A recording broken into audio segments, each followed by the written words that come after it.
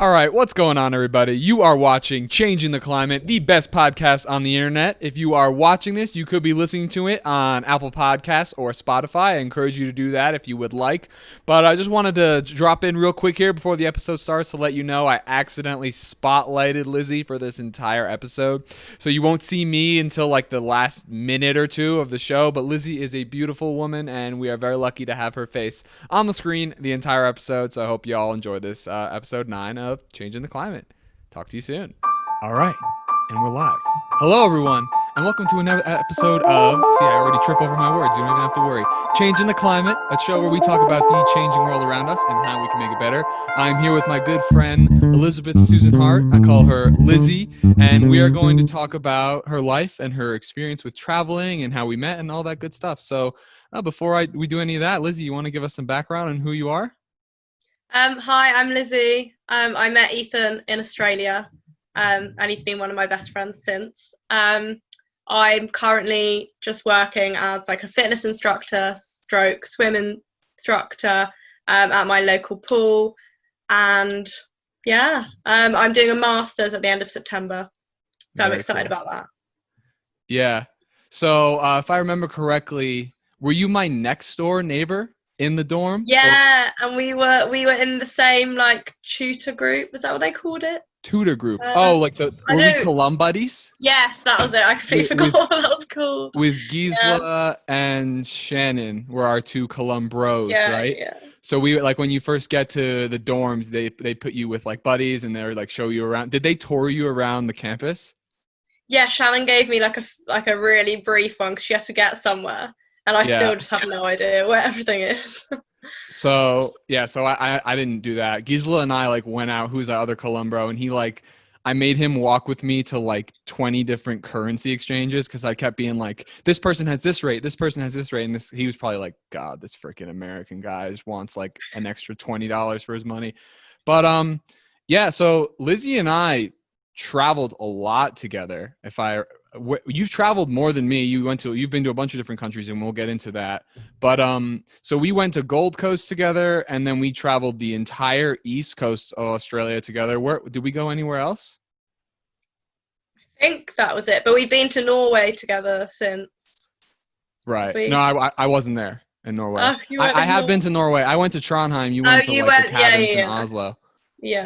But you've been to London, and I've come to New York, so I saw you there. Correct. Yeah, so I was living in New York. That was almost a year ago now, wasn't it? Yeah, that's actually crazy. So you were only in Australia for one semester, right? Yeah, I was only there for the one. You were there for the whole year. I was there for the whole year. Yeah, it was great. It was amazing. Anyone who's listening, highly recommend it. So we met in July of 2017. We were very close. We did a lot of traveling. Then you must have left in January, I believe. So what have you been doing since you left your study abroad time? So since I left study abroad, left that January.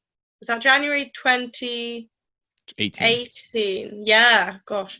January 2018. But I left Australia in like the December 2017 to go see my sister in New Zealand. So I went with my mum.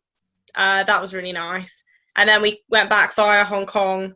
And then I just finished my third year at university at Nottingham, graduated in the summer. So that was July 2018. Then I was just working at the place I've worked since I was 16, just getting some money. Which is where? So that's Hampton Pool. So same place. Same place. So I was doing just lifeguarding. So managed to last the winter, freezing to death. So it's an outdoor pool, so it's quite chilly in the winter. It's open in the winter. England. Yeah, it's open all year round, every day of the year. Is it heated? It is, to be fair. Okay. But yeah, as a lifeguard, you get quite cold. The lifeguard chair is probably not heated. No, sadly not. So you're sitting there like wrapped in all your coats, like with your like hot chocolate, freezing. So cold. Have you had to like save people? I actually had to yesterday. That was my first time in 7 years. So what happened?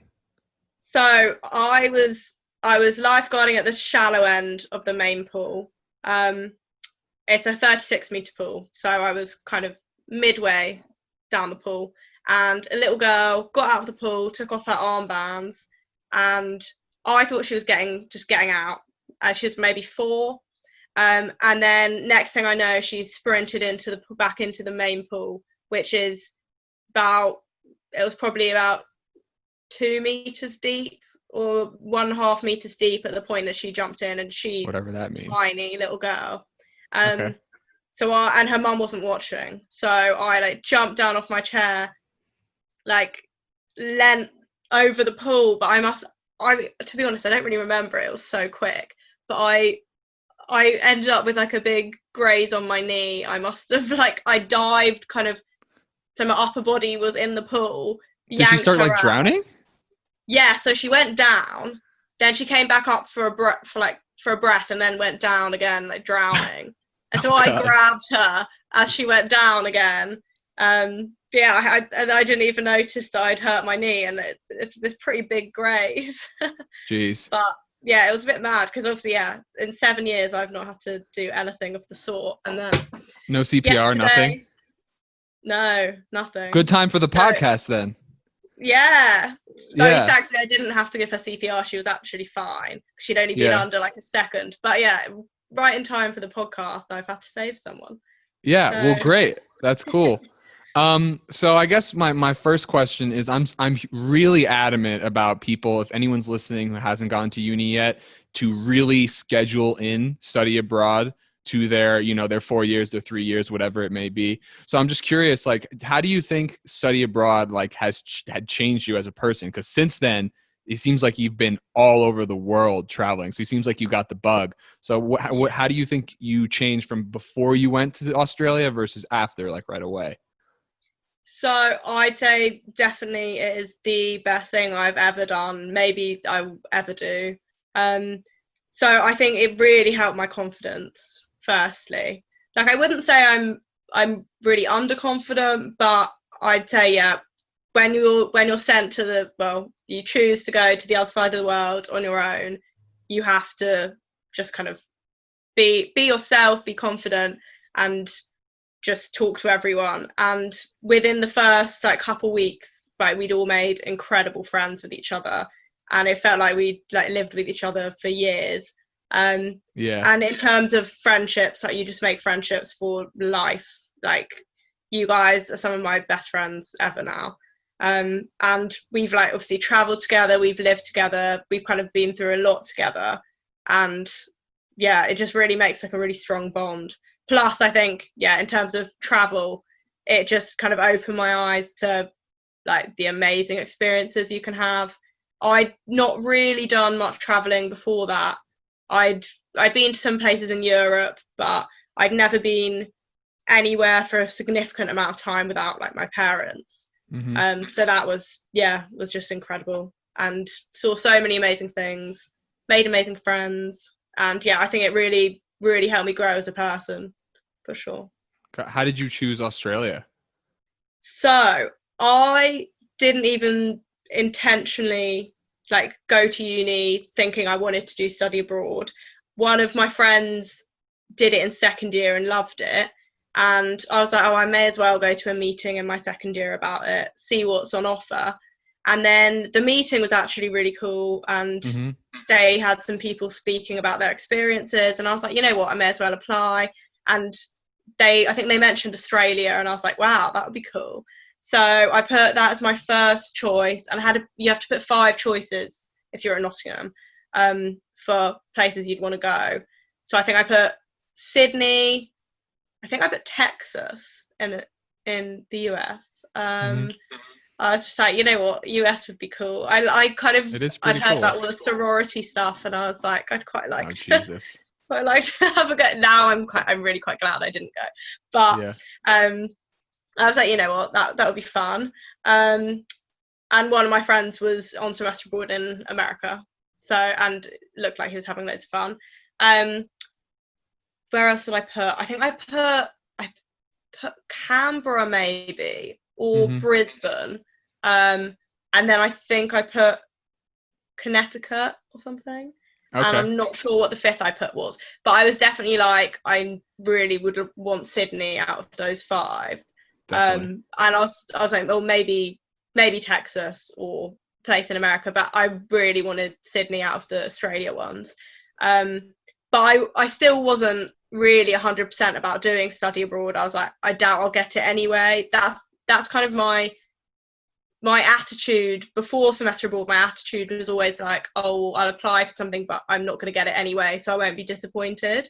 But then I got really good grades in my second year, and I got an email after I got my results saying, yeah, you've been accepted to your first choice, Sydney. And then I think it hit me, and I was like, oh my God, as if I'm moving to the other side of the world. Like, what have I done?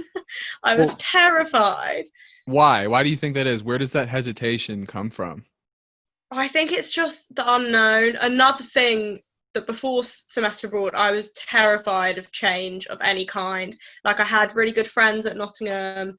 I knew kind of where I was, and especially like halfway through second year, I kind of really cemented myself there, and I couldn't imagine myself. So you're 19, right? At that stage, you're 19 applying, and then 20 when you go, right? Yes.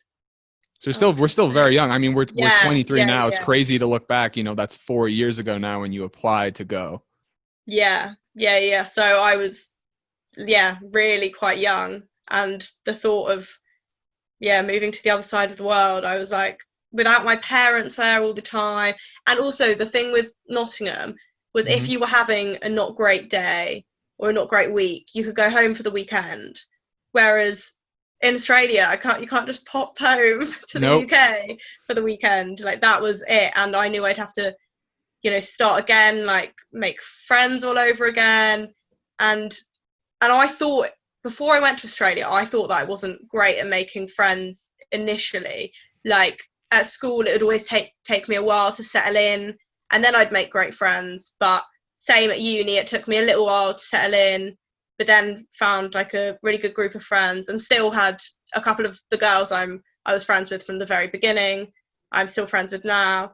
But I just could not imagine starting all over again. Right. And I remember my friends threw me like a surprise, like, leaving thing from Nottingham, and my friends from work did the same thing, which was so lovely.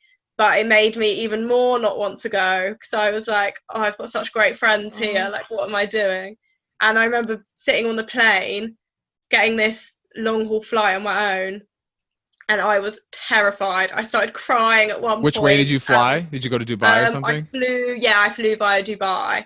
And the first flight was fine, I just watched some movies. But the second flight, it really hit me. And I was just weeping, and God knows what the two people sitting next to me must have thought. Like, I was crazy. Just so terrified. And I arrived, and it was like I'd had barely any sleep. Yeah, but I'd had barely any sleep, and I was like, this is just going to be awful. And I remember I met Thomas, actually. Like, he was one of the first people I met. Yeah, shout out. Hi, Thomas. I'm sure he won't watch me. He'll watch. He's loving this. He's one of the first people I met,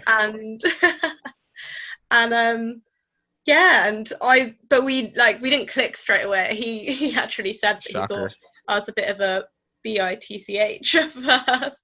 Yeah, and then you guys will get married later on in the story. I don't know if I was allowed to use like a bad word on the podcast. You can say whatever you want. It's your chance. He said he thought I was a bit of a bitch at first. So that's cute. I was like, oh, thanks, Thomas. They love each other now. Don't worry, guys. Yeah, now we're basically married, so it's fine. Absolutely. And go ahead.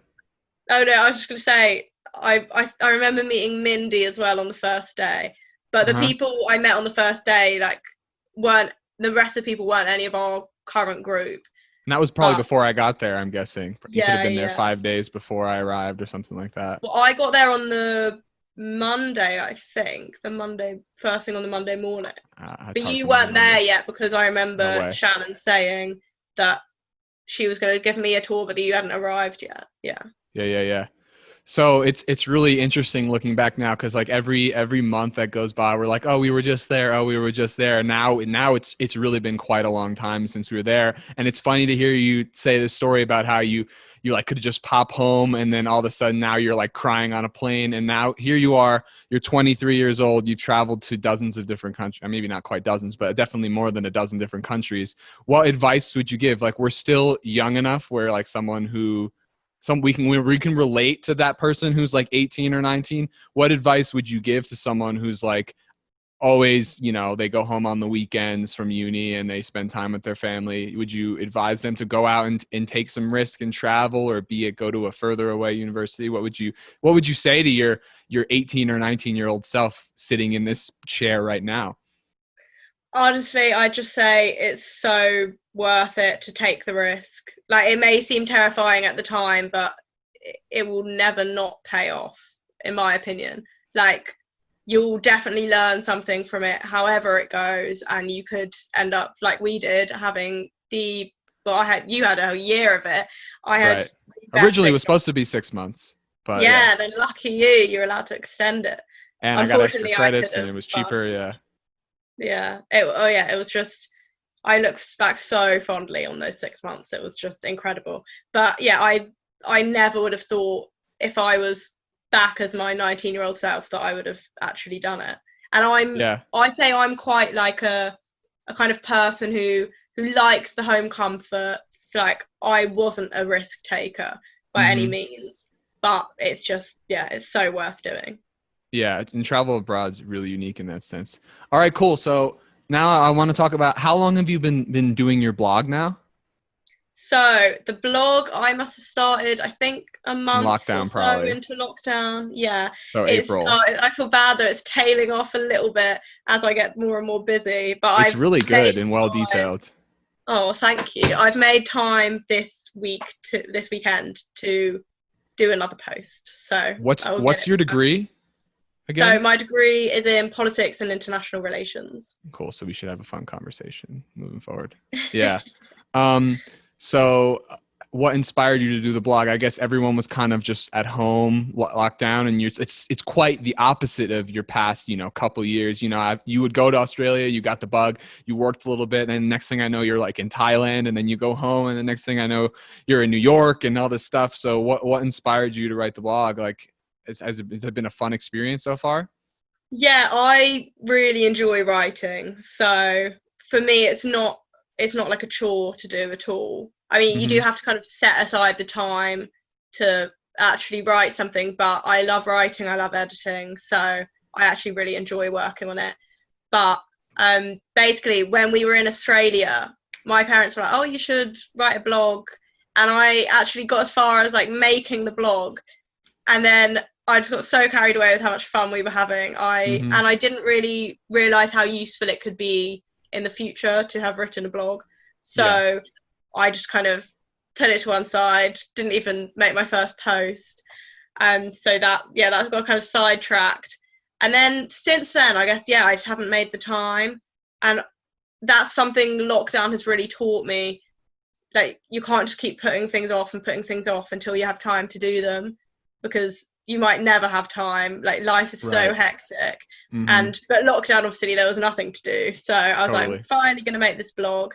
I'll use like my previous travel experiences. I've still got so many places who I haven't written about yet that Yeah. I'm going to do a post on. But the problem is my memory is absolutely awful.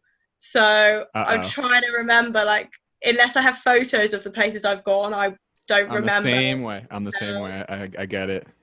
yeah, that makes me feel better because I feel like I've got like short-term memory or long-term memory loss or something. It's Unless reasonable. yeah, So far, you've unless the got photo. Paris, Amsterdam, Hong Kong, New York, Singapore, and Thailand. All you have blogs on all of those places, right? So you've been to Yeah. all of those. You've also been to Norway, New Zealand, and obviously Australia. So I'm sure we'll have to look forward to some of those as well. I mean, how can you write a single blog? You might have to break it up into like North or East Coast Australia. Did you ever end up going to Perth or Tasmania?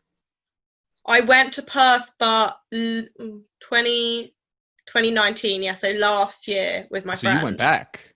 Yeah, so I went back. So I got Lucky even more you. content now. Before That's the thing everything with happened. Australia. Like that's why I've put it off a bit because I have so much to write. I Right. don't know how I'd fit it into like less than 10 blog posts. Like even about Sydney, I have so Uh-huh. much to say. Oh yeah, we were all over that place. Yeah. No kidding. Cool. All right. Well, that's cool. Yeah, you guys can check out the blog. I'll link it in the YouTube page, and then maybe if we have some time, we'll actually show it on the screen at the end here. But I'm curious what your thoughts are on, since you have a politics major. What are your thoughts on and what everything that's been going on in the U.S. since lockdown? You know, it's cool to get. You know, I try not to talk about like very, very contemporary, like edgy political stuff. I like to focus more on like business and climate change, but because you're not American, I think your perspective will be very interesting. And it's not like you have this personal bias where you're on one side. You're kind of from the exterior. So I'm curious what you think about everything that's been going on the last few months. So I hope this doesn't get any hate from if you have Don't any don't don't worry right about. wingers watching this. I Well, do I don't worry apologize. don't worry about them. And it's just about creating a place where people can speak their mind freely, and that's what's most important in my opinion for just progress. Yeah, no, I agree. So, like most of Europe, I would say, or at least definitely the UK, I'm not a fan of your president, Right. Trump. But I think it's just gotten to the point of dangerous now with the whole coronavirus thing. Like, his whole fake news and then saying that people shouldn't wear masks for so long, and then he made it into like a political statement not wearing masks, which We was, politicize I everything think, in this country. yeah, but Everything has to be one that's side just or the other. terrifying because it wearing a mask is not political. It's protecting people around you, like your friends, it's protecting society. Like just wear a mask regardless of whether you have symptoms or not. Mm-hmm. Like I think that's just, but then I guess some people in the UK have politicized that as well, or just say they can't be bothered. But It's yeah, I just the think environment that we're in right now. yeah, it's become such a political point in America. But then finally, obviously, Trump agreed to wear a mask, which is good. But just in terms of the whole way he's handled the whole situation, I think there could have been, I mean, same as in the UK, there could have been far fewer deaths if we'd done an earlier lockdown. But I do understand that it's difficult in the US because you have states and the states all have different views on it. But Mm-hmm. if there'd just been a clear policy from central government in the first place, but the same could be argued about the UK, then Sure. you would have reduced the number of deaths, you would have reduced transmission, etc. So yeah, Yeah, I'm not a fan of Trump. I do hope I get it. that he goes ASAP. Yeah, it seems, well, I don't know, I won't comment on that, but I was more curious what your thoughts are on the civil unrest, and if you think that everything that's going on around the world is going to really bring these institutionalized changes that we so desperately need, whether it be in regards to racism or climate policy or anything. People are unhappy with the way things are being handled, or the way inequality is so exacerbated when this debt cycle kind of comes to an end and people run out of money. So I was curious your thoughts on that more than the actual virus itself. So in terms of all the unrest regarding BLM, Yes. I just think ultimately so many structures in society, all structures in society are systemically racist. Mm-hmm. So unless they are unpicked, that will not change as much as we might want them to, unless there's like affirmative action, for example. That's not going to change. There's still going to What is be. that exactly? So affirmative action is when you basically shortlist people. For this is an example of it. If you shortlist people for a job, make sure that you have Black people on that shortlist, and then essentially give some management jobs to obviously qualified Black people, because at the moment, obviously in business, in basically all walks of life, the police, there are not enough Black people in management roles, and so how is the situation going to improve? Mm-hmm. Essentially. So in terms of the BLM and climate change, everything, there basically needs to be more grassroots action, but things have to change, not just from the bottom up, from the top down as well. There have to be, more Black people in management roles. They're all basically white male leaders, and that is not going to change the situation in terms of everything, like BLM, climate change. If, for example, with climate change, if there's just climate change deniers at the top, or people who don't met them. believe, exactly, people who don't believe in the importance of changing our policies to save future generations, then nothing will change, and we'll keep going on as we are. But the climate situation is just getting worse and worse, and no governments are really doing anything about it. Right. Well, I think the UK has done their best to kind of lead the charge. I listen to a lot of podcasts about how to enact effective climate policy, and it's usually someone from like Oxford or something. It seems like most of the rest of the world has kind of gotten on from the debate, and it's still raging in the US because we love to argue. We just want to have different opposing sides. I'm curious what your favorite course is, or something that has inspired you in your political study to be at the position that you're at now. Is there any particular class you took at Nottingham that really influenced the way you think? So I'd say, rather than certain classes I've taken, because they do give a pretty impartial view, I think I've more just got my views from my own research, especially the last 6 months in lockdown. I think I've become more political because I've been reading so much around the topic. I say I more form my views from like friends, parents, and then reading other resources. Wouldn't say a huge amount of my views were actually formed from modules, because they do at the university, because they do try and be really impartial. But just going back to what we were saying about climate change and governments, our government, the UK government, they may be doing more than is being done in the US, but there's just not enough being done by any means. I mean, the rate it's going everywhere, the rate it's going, the situation is just like the ice caps are melting at an exponential rate. Still, nothing is happening. And the 6 months of lockdown actually did the environment a great service. In the UK, the coal-fired power stations weren't used basically for 6 months, so that was great. But as society is going back to the way things were before lockdown, the situation will obviously worsen again. And even with coal-fired power stations not being used, the situation is still terrible. Do you know what I mean? And I do. Obviously, Trump having left the climate accord, that's a disaster. Hopefully we can get back into that as soon as possible. This is only a good first step, the accords. I know we're both not like science experts, but I'm curious, what do you think is a reasonable path forward to address this climate crisis? Because obviously, I'm trying to do it in my own way through business. Do you have any thoughts on how we can realistically meet this, whether it be warming of 1.5 degrees or 2 degrees? Do you have any thoughts on how we can achieve a future that's actually going to be like nice? I don't know. Well, essentially, I think so much more needs to be invested in renewables. They need to find reliable renewables. Maybe I'm, to be honest, an advocate of nuclear energy. Anything is better than coal-fired power stations, etc., and fossil fuels. So I think the 6 months of lockdown have showed us that it is possible to reduce significantly our emissions. But also, I think the government needs to say, look, this is what is going to happen. You're going to be taxed X amount for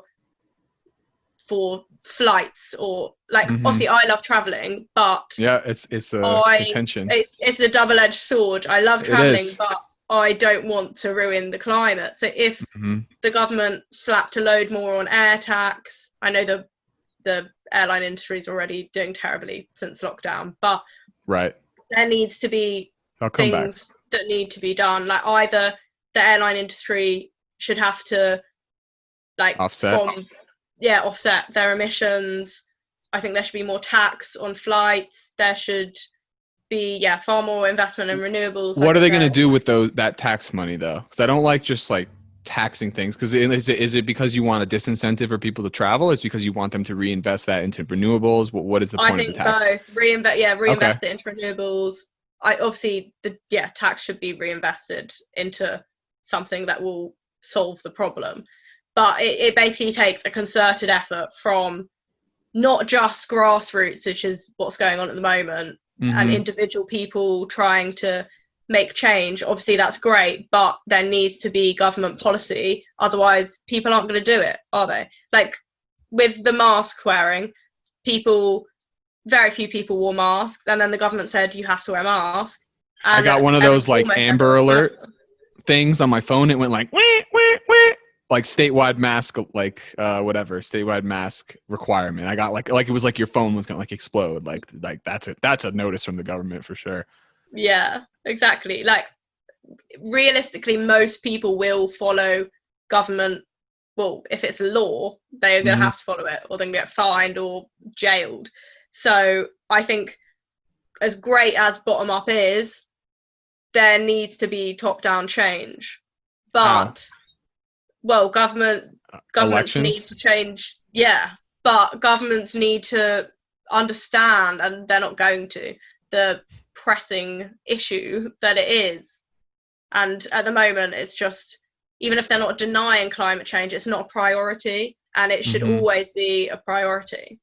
I agree. It should be at least top 3 in the priority scale. I think for people our age, it definitely is. What do you think the role of personal changes? So you were talking about a top-down approach, and then you talk about the grassroots a little bit. What do you think about the role of personal action, like be it us who both really enjoy traveling, and then of course the whole diet situation? I'm wondering what your thoughts are on that in relation to climate change.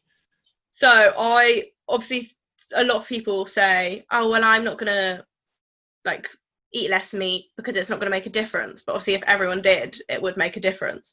But one person does. I disagree with that right off the bat. One person does make a difference, but anyways. Yeah, well, no, that's what I'm saying. That's what I'm saying. People say, oh, I'm not going to make any difference at all. But if you say that, then the next person's going to say that as well. Then everyone will say that, and then it obviously won't make a difference because no one will do it. But it does make a difference, and also the more people who do it, the more difference it will make. So I've tried to reduce my meat consumption.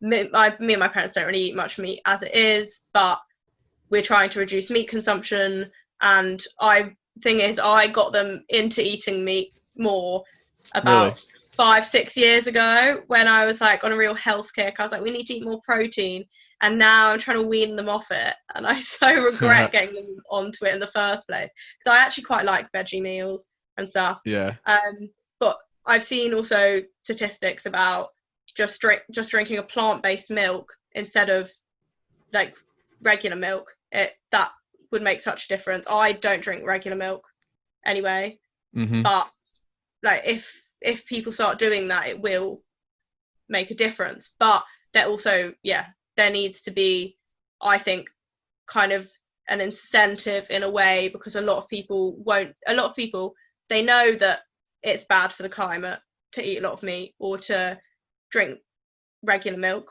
but they do it anyway because it's not directly affecting their life at this current time. They've also been taught. Yeah. And if it's not affecting you at the moment, you're not going to really plan that far ahead of never mind, it's going to happen and the world's all going to go explode in 150 years. Do you know what I mean? Like, people aren't going to think that far ahead. And even if people are, oh, but your children, like your children's children, it will make a difference for them. People are more focused on their current life at the moment. And like you say, it's habit. So trying to wean people off that, I think, is going to be very difficult. Well, as far as affecting your current life right now, we've got raging wildfires on the west side of America. They're really bad in California. They're bad by me. I go door to door 6 days a week, and I'm out there. I open the door, and it reeks of smoke. So I don't understand how people say that it's not affecting us now. We're having, I think my friend said there were 2 hurricanes headed towards New Orleans at the same time. So, I mean, I don't want to get preachy with the climate change stuff here. Obviously, this is what the show is called. But I personally believe the effects are happening right now. I don't think Oh, it's of children's course. children. I think it's at the very minimum. It's like if I have a kid in 10 years, like that kid's going to be super affected. I think we're already being affected by the choices that were made like a couple of centuries ago. No, I think you're completely right. All the disasters in terms of the climate at the moment, like, are because of global warming. Like, there's been two big storms that have been recorded in August in the UK alone, and there have never been recorded two storms that have had to be named in August before. This is the first time since they started naming the storms. Do you have air conditioning in your house? No, I don't. So people in Europe typically don't have air conditioning. And how has it been the last few summers? Aren't they getting like progressively hotter every year? Hotter and hotter. Yeah. Yeah. It's horrendous. Like, we did not need air conditioning 10 years ago. No Right. way. And now I have to have a fan by my bed Mm-hmm. in the summer, or I would actually think I'd boil to death. It's Right. horrendous. We're having like 35, 36, 37 degree summers, and that goes on for like a good fortnight, like a couple weeks ago. That was, and how people can say that isn't climate change, that's not just natural, it's because of what we're doing. So it seems, as far as I can tell. Yeah. I will eat my hat if it turns out it's not. Right. It seems very, very likely. That's funny. We talk about travel and then climate change, because it is. I do feel strange about it though, because I have this idea that we can do both. You know, we can save the world, but we can continue having the lifestyle that we have, and it's hard for me, I really advocate people going and traveling, because it really changes your internal and it makes you so much a stronger person. You have amazing experiences, you meet people. But then again, like that really does use a lot of energy. And I've talked to people who are like, oh, we should just get an electric car that has an 80 mile radius and then just use that. And it's like, what if I want to go do this, or what I want to go do that? Do you think we can find a solution where we're able to maintain our lifestyle, but maybe use technology to combat this climate crisis? Or do you think we need real, true, like fundamental changes with the way we live? I really don't know the right answer. I think that's tough. a really tricky it's for one. Us, yeah. Because at the rate it's going, because if 10 years ago we made a lot of changes and invested in renewables and became greener as a globe, then we wouldn't be in the position we were in, and we could be less strict on what we're doing, if that makes sense. But the longer it goes on that we're not making any change, the worse it's going to be, and the more we're going to have to do to kind of dial back the terrible effects. So I'd like to think that we can go on to an extent living the way we are, but I think there has to be a lot more investment in green technologies and offsetting emissions, etc. There needs to be some real step forward, but at the moment that is not happening. So. I hear you. Fair enough. All right. Enough morbid conversation. I just want to wrap up just talking a bit more about travel, because you have been to so many different places, and I find it interesting. I think that there's a much bigger travel culture in Europe and Australia. I looked up a statistic before this podcast that 42% of Americans have a valid passport, compared to 76% of the people in England and Wales. So I'm curious it sounds like you weren't sure that you were always going to travel, but it seems a lot more likely that someone who's European would be more likely to go off and travel. I wonder how you think the cultures have evolved that way. Is it because the U.S. is bigger and people don't feel the need to travel? Like, I don't know. And then there's so many, their cultures in the U.S. are very different state to state, but I think, France and England is very different than like New York and Pennsylvania, So I don't know. I'm curious what you thought about that. Yeah, so I'd say probably in the US, people feel less inclined to travel outside of the US because you can drive a lot of places without having to use a passport. But whereas like the UK is so small, and also it's seen as very boring. Well, obviously now because of coronavirus, if you go on a UK holiday, it's like woo, but it's like wow. But yeah, if you just went on a UK holiday like as a kid, all the other kids would be like, oh, that's boring. Whereas like if you'd been to France or anywhere in Europe or like America or Australia was super exotic, and all the kids would be like, oh my god, wow. Whereas yeah, I've only been to America once, so I'm not entirely sure, but I guess also because in the US it would be a lot longer flight to like fly out of the US, whereas in the UK it's the flight's only an hour to France. It's a lot quicker. You can do that in a weekend even. So I think it's much more desirable to travel out in terms of time and cost. It's probably a lot more expensive to fly out of the US, whereas flying out of England to France, you can get flights for under £50 return. Yeah, so it sounds like you went to Australia and then you came home, and then that was like it. Your life was totally changed. Why do you think you continue to just go and visit other countries? I know you've been to several. I'm curious, like I imagine you probably had some kind of trip lined up before this virus happened, right? Yeah, I was meant to be going to Vietnam, Cambodia, back to Australia and New Zealand to see my sister because she lives over there. So I think just after Australia, my eyes have been opened to the world out there and the fact that I can go and see it on my own and it's not scary. Whereas before, I don't know, I just not even considered it, I guess. I don't know, I'm not really sure why. I guess I just figured, oh, I will probably travel when I'm older. But I didn't take a gap year, so I didn't travel then. And then I figured, oh, well, after uni, I'll probably go to some places. But it hadn't really clicked that I really wanted to. Whereas after going to Australia, I was like, I need to see the world. Like, it's amazing. So, yeah. But again, talking about the climate thing, I do always feel a bit guilty about flying. It's a sad reality. I'm like, I shouldn't be doing this, but also I really want to see the world. So it's a contention. Yeah. I don't know. It's so amazing. You just go and see people. Everyone lives in such different ways. You know, it's amazing. We can travel thousands of miles in hours now. It's a luxury that no other generation has really had besides the last couple. Yeah, I don't know. So why not just kind of like settle down and just put your head down and work? Why are you choosing? Why were you choosing to travel now at this age? I just feel if I got into like a job, like a proper job that I like wanted to do forever, I probably wouldn't want to just quit and go traveling.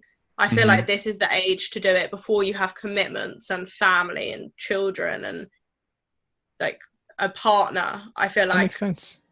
Yeah, I feel like get out now while you can. Obviously you can't at the moment because of coronavirus, but yeah, I'm very excited for when I do go somewhere else. Like, I can't wait. But I am, to be fair, I'm going to Cornwall in a couple of weeks with my parents, and I'm so excited for that, just because it's a change of scenery. I know, and that's desperately needed, I'm sure. So beyond travel, what does the future hold for Lizzie?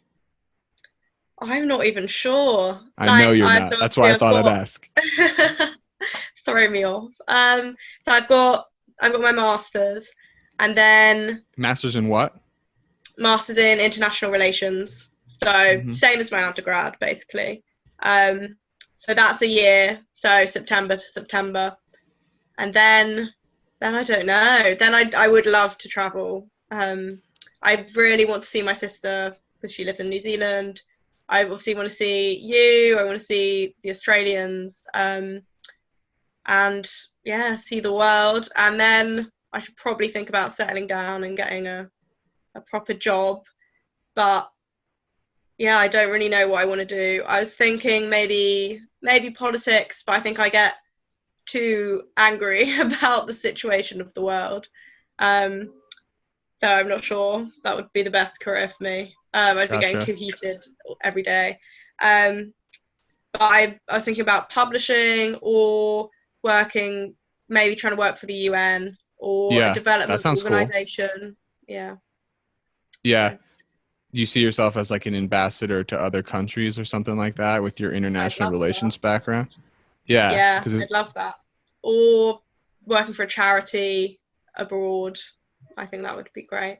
that's cool. Are you excited? Your master's, is it King's College? Where was it? King's College London, yeah. London. Cool. So So where are you going to be living? At home? I'm just living at home, yeah. Save the money. And I quite Uh-huh. like living with my parents, to be fair. So Very yeah. cool. All right. Well, thank you so much for joining me. Before we go, I think we should check out your blog. What do you think? All right. So here we go. So it's traveling by Hart. Can you see my screen? I bet you can. Yeah. So is it like, do I have to type in like WordPress or something, or is it easier to just go to your Facebook page? Travelingbyheart.wordpress.com. Travel. I Oh, wait, what? hope I've got that Ah, right. Yeah, there you go. cool. All right. So this is her blog. It's really well done. And she really goes into a lot of detail. So like, let's go to this one because I'm in this one.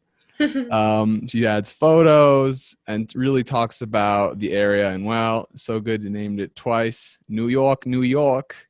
It's where I'm from. I mean, I was just very impressed when I looked through this because it's just really nice. If you've never been to New York, she'll tell you all about it, and you get to see the area through her eyes.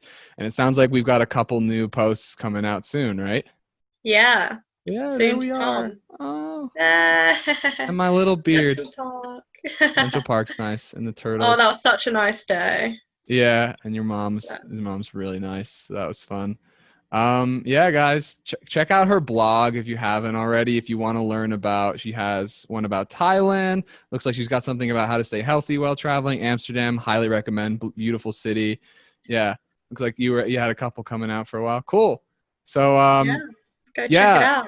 yeah, Lizzie. Am I still? No, I think I stopped the screen share. All right, Lizzie, thank you so much for joining me. It's been an absolute pleasure. I miss you loads. I hope you have a lot of success in what you do in the future, and I appreciate you joining me to tell us a little bit about yourself. Thank you for having me. My I absolute enjoyed pleasure. it and miss you more. All right, everyone, have a fantastic day, and we Bye. out of here.